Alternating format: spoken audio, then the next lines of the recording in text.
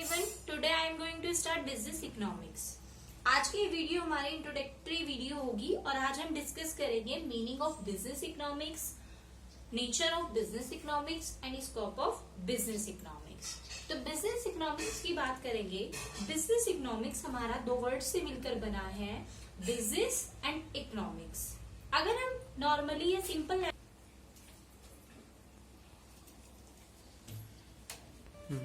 तो business economics, business में economics को यूज करना ही क्या कहलाया जाता है? बिजनेस इकोनॉमिक्स कहलाया जाता है। तो आइए देखते हैं what is the meaning of business economics. Business economics, also called the managerial economics, is the application of economics theory and methodology to the business. यहाँ पे एक डायग्राम भी मैंने मेंशन किया हुआ है जिसमें हमने पहले लिया है बिजनेस इकोनॉमिक्स, सेकेंडली हमने लिया है डिसीजन मेकिंग एंड थर्ड लिया है फॉरवर्ड प्लानिंग। बिजनेस इकोनॉमिक्स को हम मैनेजरल इकोनॉमिक्स या एडवांस इकोनॉमिक्स के नाम से भी जानते हैं। मैनेजरल इकोनॉमिक्स क्यों बोला जाता है बिजनेस इकोनॉमिक्स को? क्योंकि बिजनेस इकोनॉमिक्स यानी कि इकोनॉमिक्स हमारी हेल्प करता है मैनेजमेंट में, बहुत सारे डिसीजन मेकिंग में और बहुत सारे डिसीजंस को, ऑप्टिमम डिसीजंस को सेलेक्ट करने में। That is called managerial economics. यहाँ पर मैंने लिया हुआ है business economics, decision making and forward planning. तो अगर हम बात करें बिजनेस इकोनॉमिक्स की, इकोनॉमिक्स के जितने भी लॉज, रूल्स, थ्योरीज या मॉडल्स को जब हम बिजनेस के साथ यूज करते हैं या किसी ऑर्गेनाइजेशन के साथ यूज करते हैं तो that is called business economics. अगर हम पर्टिकुलर डेफिनेशन की बात करें कि बिजनेस इकोनॉमिक्स क्या होता है तो देखते हैं definition of business economics. Business economics is the branch of knowledge in which theories of economic analysis are used for solving business management problems and determination of business policies. Second यहाँ पर decision making and forward planning. Business economics हमारी help करता है decision making में और future में अपने planning के लिए बहुत ज्यादा हमारी यूज करता है। तो ये क्या कहलाया जाता है? Business economics. अब हम बिजनेस में इकोनॉमिक्स को कैसे ऐड करते हैं, कब यूज करते हैं, जैसे कि एक एग्जाम्पल से समझेंगे। सपोज हमारे पास law of demand, law of supply या डिमांड फोरकास्टिंग अगर हम करते हैं तो ये कौन करता है? ये कब यूज की जाती है? कब हम डिटर्मिनेशन करते हैं इन आइटम्स का? हम कब करते हैं और इन्हें कौन करता है? तो एक प्रोड्यूसर ही इन सबको डिटरमाइन करता है। तो जब प्रोड्यूसर इस सबको डिटरमाइन करता है तो बिजनेस में जब इकोनॉमिक्स की थ्योरी ऐड हो जाती है that is called business economics. भी शो किया है economic theory plus business practices क्या बन जाता है? Business economics. जब बिजनेस के इकोनॉमिक्स की थ्योरी या फिर इसके मॉडल्स को हम ऑर्गेनाइजेशन या बिजनेस की प्रॉब्लम्स को सॉल्व करने या डिसीजन लेने या प्लानिंग करने में यूज करते हैं तो that is called business economics. वो कहलाया जाता है बिजनेस इकोनॉमिक्स। एक एग्जाम्पल से समझते हैं। जैसे सपोज हमारे पास 1000 रुपए हैं। 1000 रुपए अगर हमें एक्सपेंस करना है तो उसके हमारे पास बहुत सारे ऑप्शंस हो सकते हैं उन्हें खर्च करने के, उन्हें एक्सपेंस करने के, उन्हें सेव करने के, बहुत सारे तरीके हो सकते हैं। उन तरीकों में से ऑप्टिमम डिसीजन मेकिंग करना, ये सब कब यूज करे जाएं, कैसे यूज किए जाएं? तो अगर हमारे पास 1000 रुपए हैं तो हमारे पास बहुत सारे ऑप्शंस होते हैं। या तो हम 1000 रुपए प्रॉपरली तरीके से एक्सपेंस कर दें और सारे खत्म कर लें, या फिर हम 1000 रुपए में से 500 रुपए सेव करें और 500 रुपए एक्सपेंस करें, या फिर हम 1000 रुपए में से कहीं ट्रिप पर चले जाएं और वहां पर हम कुछ एक्सपेंस करें और कुछ अपने लिए परचेज करके ले आए। तो बहुत सारे ऑप्शंस होते हैं। तो कॉस्ट को जब हम कहीं डिटरमाइन करते हैं तथा बिजनेस के साथ जोड़ते हैं तो ये भी क्या कहलाया जाता है? बिजनेस इकोनॉमिक्स कहलाया जाता है। और अगर हम बात करें कि बहुत सारे ऑप्शंस में से कौन सा ऑप्शन फुलफिल होए, हमारा कौन सा ऑप्शन फुलफिल होना चाहिए, तो एक ह्यूमन वांट्स जो होती है, ह्यूमन की जो एक वांट्स होती हैं या ह्यूमन नेचर जो होता है वो होता है कि मेरी अनलिमिटेड वांट्स हैं और वो सब क्या होनी चाहिए? कंप्लीट होनी चाहिए। तो मोस्ट अर्जेंट नीड जो होती हैं, जो हमारी अनलिमिटेड वांट्स होती है, उसमें से जो कैश रिसोर्सेज का अनलिमिटेड वांट्स के साथ जो मोस्ट अर्जेंट नीड होती है उन्हें सेटिस्फाई जब हम करते हैं तो ये जो तालमेल कहलाया जाता है ये भी कहलाया जाता है बिजनेस इकोनॉमिक्स। नेक्स्ट हम बात करेंगे nature and characteristic of business economics. यहाँ पर हमने नेचर्स में कुछ पॉइंट्स को स्मॉल तरीके से एडजस्ट किया हुआ है। यहाँ पर हमने 4 पॉइंट डिस्कस करेंगे। माइक्रो इन नेचर, या फिर हम यहाँ पढ़ भी सकते हैं micro in nature, decision making, normative science, या फिर हम बोल सकते हैं प्योर साइंस। इन दोनों को पढ़ेंगे हम, normative science and pure science, art and science. तो बात करेंगे सबसे पहले नेचर ऑफ बिजनेस इकोनॉमिक्स। अगर हम बिजनेस इकोनॉमिक्स के नेचर की बात करें तो पॉइंट सबसे पहले हम क्लियर करते हैं art and science. Art and science की बात करते हैं कि इकोनॉमिक्स आर्ट कैसे हो सकता है एंड साइंस कैसे हो सकता है। तो साइंस की जब बात करेंगे, पहले साइंस में क्या होता है, हम कॉजेज एंड इफेक्ट्स को पढ़ते हैं। तो साइंस में हम क्या पढ़ते हैं, कॉजेज एंड इफेक्ट्स को। तो जो अप्लाइड जो हमारी थ्योरीज होती हैं उन्हें हम पर्टिकुलर उससे जो डिसीजन साइंस मतलब डिसीजन मेकिंग करते हैं, वहां से जो हमारे जैसे मैथमेटिकल्स, स्टैटिक्स, ये सब क्या होते हैं, साइंस होते हैं। तो यहाँ से जो अप्लाइड थ्योरी हमें मिलती है, जब हम उन्हें पर्टिकुलर कहीं अप्लाई करते हैं उस नॉलेज को, उस थ्योरी को, दैट इज कॉल्ड साइंस। वहां से हमें क्या पता चलता है, कॉजेज एंड इफेक्ट्स के बारे में। आर्ट की बात करें कि बिजनेस इकोनॉमिक्स आर्ट कैसे हुआ, तो आर्ट कहलाई जाती है क्रिएटिविटी।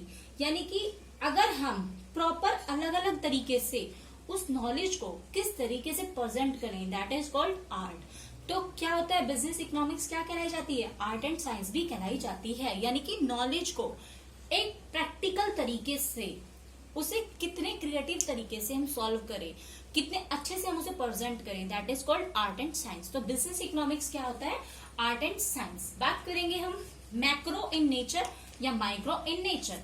मैक्रो की बात करें, मैक्रो क्या होता है, एक छोटा या पर्टिकुलर एक यूनिट की बात करते हैं मैक्रो में हम। माइक्रो की बात करते हैं that is whole and overall, सबकी बात करेंगे। तो बिजनेस इकोनॉमिक्स जब मैक्रो लेवल पर होता है तो हम इसमें इंडिविजुअल यूनिट्स के बारे में स्टडी करते हैं। यानी कि किसी भी चीज की एक छोटे लेवल पर जब हम सर्चिंग करते हैं या उसकी नॉलेज को प्रेजेंट करते हैं, that is called macro level.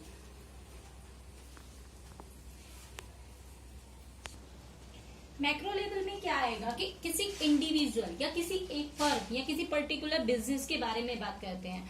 तो ये मैक्रो और माइक्रो दोनों नेचर में होता है, क्योंकि ये स्टडी करता है इंडिविजुअल या होल, पूरे की भी स्टडी करता है। तो माइक्रो और मैक्रो डिसीजन नेचर भी होता है। नेक्स्ट आ जाता है डिसीजन मेकिंग। डिसीजन मेकिंग में हेल्पफुल है, मैं स्टार्टिंग में ही बता चुकी थी। थर्ड पॉइंट है हमारा नॉर्मेटिव साइंस। नॉर्मेटिव साइंस की बात करें तो हमारे साइंस दो तरीके के होते हैं, एक normative science and positive science. Normative science की अगर हम बात करें तो नॉर्मेटिव क्या होता है, नॉर्म, यानी कि कहीं के रूल, कोई रूल्स हमारे क्या कहते हैं, यानी कि किसी को प्रेस्क्राइब करना, किसी चीज को सॉल्व करना, या किसी के बारे में बताना। नॉर्मेटिव साइंस क्या होता है, नॉर्मेटिव साइंस क्या होता है कि बहुत ज्यादा वेलफेयर कंसिडरेशन पर ध्यान देता है। और जो हमारा पॉजिटिव साइंस होता है वो हमारा साइंटिफिक तरीके से कॉजेज एंड इफेक्ट्स को ध्यान देता है। तो हमारा बिजनेस इकोनॉमिक्स दो बेस्ड पे होता है, एक नॉर्मेटिव साइंस और सेकेंड पॉजिटिव साइंस। नेक्स्ट हम बात करते हैं scope of business economics. Economics के स्कोप को हमने 2 पार्ट्स में डिवाइड किया है, first macro economics and second micro economics. Macro economics and micro economics. Business economics को हमने ब्रॉड 2 कैटेगरीज में डिवाइड किया हुआ है। फर्स्ट वन इज माइक्रो और सेकेंड इज मैक्रो। माइक्रो की बात करते हैं अगर हम यहाँ पर ध्यान देंगे कि माइक्रो इकोनॉमिक्स क्या होता है और मैक्रो इकोनॉमिक्स क्या होता है। माइक्रो में मैंने यहाँ कुछ पॉइंट्स लिखे हैं, देखते हैं। Product pricing, factor pricing, consumer behaviour, firms behaviour, location of industry. सबसे पहले डिफरेंस देखते हैं मैक्रो और माइक्रो। मैक्रो की बात करते हैं तो मैक्रो होता है small level, small units, and macro होता है हमारा होल, यानी कि बड़े लेवल पर बात करते हैं हम। तो मैक्रो में हम किसकी बात करते हैं, एक इंडिविजुअल यूनिट्स की बात करते हैं, यानी कि पर्टिकुलर किसी भी इंडिविजुअल से रिलेटेड बात करेंगे, पर्टिकुलर किसी भी ऑर्गेनाइजेशन से रिलेटेड बात करेंगे, या सिंगल कोई भी पर्सन हो सकता है, पर्टिकुलर कोई भी फर्म हो सकती है। तो मैक्रो लेवल पर हम क्या करते हैं, कोई भी सिंगल या इंडिविजुअल से रिलेटेड बात को हम ध्यान देते हैं, यानी कि we are studying in the some particular units. हम स्टडी करते हैं सिर्फ एक यूनिट्स की। और मैक्रो की बात करते हैं तो मैक्रो में हम ऑल ओवर होल की बात करते हैं, वहां पर हम सारी यूनिट्स की बात करते हैं। तो मैक्रो में देखते हैं हम क्या क्या चीज डिसाइड रखते हैं। एग्जाम में मोस्ट इंपोर्टेंट क्वेश्चन आता है मैक्रो एंड माइक्रो का डिफरेंस।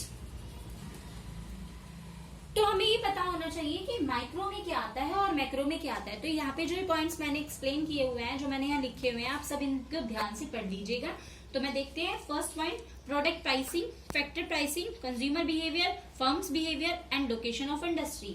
हम ये सब किस लेवल पर करते हैं? एक इंडिविजुअल के लेवल पर करते हैं, यानी कि एक बायर को देखते हुए हम ये सब चीज डिसाइड करते हैं। माइक्रो इकोनॉमिक्स में क्या करते हैं हम? जैसे फैक्टर कैपिटल, रेंट, लेबर या बिहेवियर, मैन्युफैक्चरिंग, कस्टमर बिहेवियरिंग, ये सब हम ध्यान देते हैं मैक्रो लेवल पर। यानी कि प्रोडक्ट की प्राइस अगर हमें डिसाइड करनी है तो हम एक इंडिविजुअल को देख के डिसाइड करते हैं। फैक्टर हमारे कोई भी हो सकते हैं, जैसे कैपिटल, रेंट, लेबर, कोई भी फैक्टर्स, इनकी प्राइसिंग करना। कंज्यूमर के इंटरेस्ट को, कंज्यूमर के टेस्ट का, कंज्यूमर के बिहेवियर का पता लगाना या किसी एक फर्म का पता लगाना, या लोकेशन ऑफ इंडस्ट्री, ये सब हम स्टडी करते हैं माइक्रो लेवल पर। बात करेंगे मैक्रो लेवल की, तो मैक्रो लेवल में बात करते हैं हम national income, general price level या interest rate, external value of currency, balance of trades, BOT भी बोलते हैं इसे, ओवरऑल सेविंग या इंटरेस्ट की बात करते हैं, या ECO ग्रोथ की बात करते हैं, लेवल ऑफ एम्प्लॉयमेंट की बात करते हैं। तो यहाँ पे बात हमने किसकी की? यहाँ पे हमने पूरे नेशन की बात करी, पूरे इंडिया की बात करी, पूरे नेशनल इनकम की बात करी। तो माइक्रो लेवल क्या होता है? टोटल ओवरऑल जब हम स्टडी करते हैं, जब हम किसी भी चीज की टोटल स्टडी करते हैं, that is called micro economics. Micro economics में हम क्या स्टडी करेंगे? जैसे टोटल इंडिया की स्टडी, टोटल इंडिया में क्या इन्वेस्टमेंट रेट है, क्या सर्वे, वहां पे हम सर्वे करते हैं कि हमारा क्या सेविंग लेवल है, क्या फॉरेन करेंसी लेवल है, या फिर हमने अगर फॉरेन करेंसी लेवल में हम पढ़ते हैं कि जैसे एक्सपोर्ट और इंपोर्ट रेट क्या है, हमारी फॉरेन इनकम कितनी सेव हो रही है, कितनी हमारी एक्सपेंस हो रही है, ये टोटल हम स्टडी करते हैं माइक्रो लेवल पर। माइक्रो लेवल पे हम क्या करते हैं? माइक्रो लेवल पे हम डिसाइड करते हैं अपनी कौन सा लेवल हमारा इंडिविजुअल। माइक्रो पे तो हम ऑल ओवर डिसाइड करते हैं, और मैक्रो पे हम क्या करते हैं कि एक सिंगल यूनिट्स को जजमेंट करते हैं। तो आज हमने पढ़ा है सिंपल इंट्रोडक्टरी बिजनेस इकोनॉमिक्स के बारे में। हमारा इंट्रोडक्शन था, आज हमारा शॉर्ट इंट्रोडक्शन था। ये हमारे स्टूडेंट काफी टाइम से बिजनेस इकोनॉमिक्स पर वीडियो अपलोड करने के लिए कह रहे थे, तो आज से हमने बिजनेस इकोनॉमिक्स की सीरीज भी शुरू की है। कोशिश करेंगे कि कंटिन्यू वीडियो रहे। तो आज हमने इसमें समझा कि बिजनेस इकोनॉमिक्स क्या होती है, बिजनेस इकोनॉमिक्स में क्या क्या इंपॉर्टेंट है, स्कोप कैसे है। तो बिजनेस इकोनॉमिक्स का वो पार्ट जो बिजनेसमैन या मैनेजर को अच्छे तरीके से डिसीजन लेने में हेल्प करता है, that is called business economics. हमने पढ़ा कि बिजनेस इकोनॉमिक्स की जितनी भी डिसीजन मेकिंग होती है या जितनी भी प्रॉब्लम्स होती हैं, इकोनॉमिक्स का जब हम यूज बिजनेस में करता है या कोई बिजनेसमैन या प्रोड्यूसर उसे यूज करता है, उसको डिटर्मिनेशन करता है, that is called business economics. और हमने यहाँ पर माइक्रो एंड माइक्रो लेवल पढ़ा। माइक्रो लेवल शॉर्ट लेवल होता है, माइक्रो लेवल मैक्रो जो होता है वो बड़ा लेवल होता है। वहां पे हम क्या करते हैं? ऑल ओवर इंडिया या ऑल ओवर नेशन की बात करते हैं। इन शॉर्ट हम बोल सकते हैं इकोनॉमिक एनालिसिस थ्योरी का, टूल्स का पर्टिकुलर बिजनेस में लग जाना या रियल बिजनेस में डिसीजन में लेने में हेल्प करना, that is called business economics. Business economics में हम क्या करते हैं? कुछ फैक्टर्स को भी डिटरमाइन करते हैं, जैसे cost, capital, rent, labour, behaviour of consumer, ये सब हम फैक्टर्स को भी डिटरमाइन करते हैं। यहाँ पर हमारा जो नेशनल माइक्रो लेवल में हमने पढ़ा national income, general price level, interest rate, यहाँ पर हमारा एक्सपोर्ट और इम्पोर्ट भी आ जाता है, और फॉरेन इनकम हमारी कितनी सेव हुई है, कितना हमने एक्सपेंस किया है, ये सब पार्ट पढ़ते हैं। तो अब हम यहाँ पर नेक्स्ट वीडियो में डिस्कस करेंगे लॉ ऑफ डिमांड या फिर डिमांड एंड सप्लाई, ये सब हम डिस्कस करेंगे। लेकिन ये एक छोटा सा लेवल था जहाँ पे हमें ये पता होना चाहिए कि माइक्रो लेवल और मैक्रो लेवल पर क्या यूज करते हैं, क्या इसका नेचर होता है, बिजनेस इकोनॉमिक्स क्या होता है। तो अगर आप लोगों को हमारी वीडियो पसंद आई हो तो हमारे चैनल को लाइक, शेयर एंड सब्सक्राइब करना ना भूलें। Thank you students.